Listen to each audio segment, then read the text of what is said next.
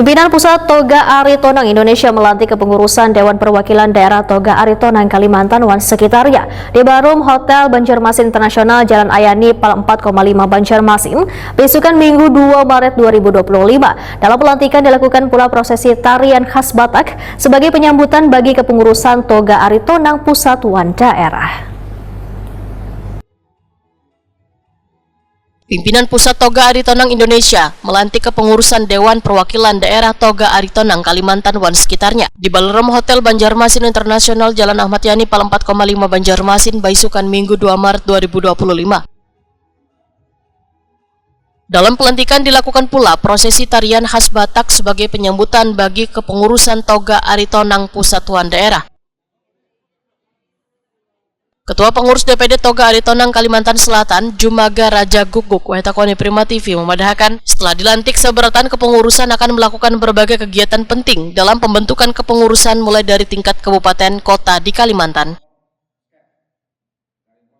Menurut Jumaga Raja Guguk, sudah ada 3 daerah di Kalimantan Selatan yang telah dibentuk kepengurusan, yaitu Banjarmasin, Banjarbaru, Kabupaten Tanah Bumbu, dan Kuala Kapuas, Kalimantan Tengah. Mungkin untuk ke depan kita akan mensosialisasikan dulu ini ke internal Marga Aritonang. Mungkin untuk pembentukan kita akan bentuk pengurus-pengurus cabang kalau memungkinkan di tiap kabupaten.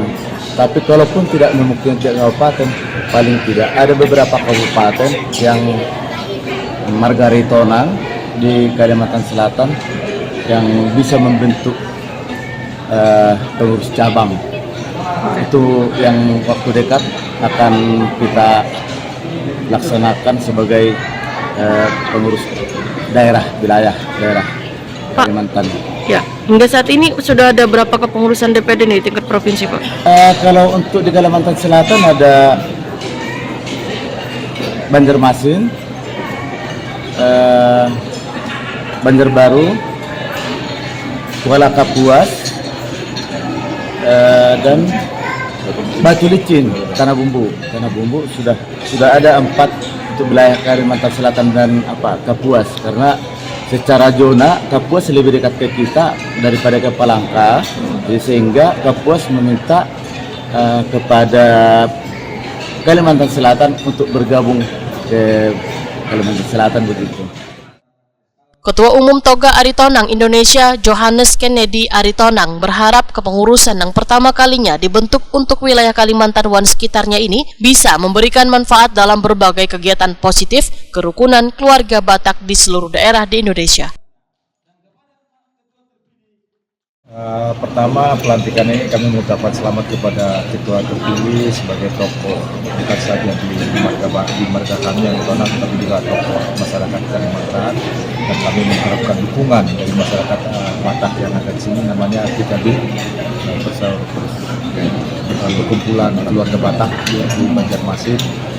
Kami mengharapkan bahwa dengan adanya pelantikan ini bisa lebih menjalin silaturahmi dengan PKB dan pada masyarakat pada umumnya, sebagaimana kami sampaikan tadi bahwa sebagai orang Batak, jadilah orang Batak yang Pancasilais, sebagai Kristen jadilah dia Batak yang menjadi terang dunia, sebagai Batak Islam jadilah dia rahmatan lil alamin, berguna bagi sesama, dapat menjalin komunikasi.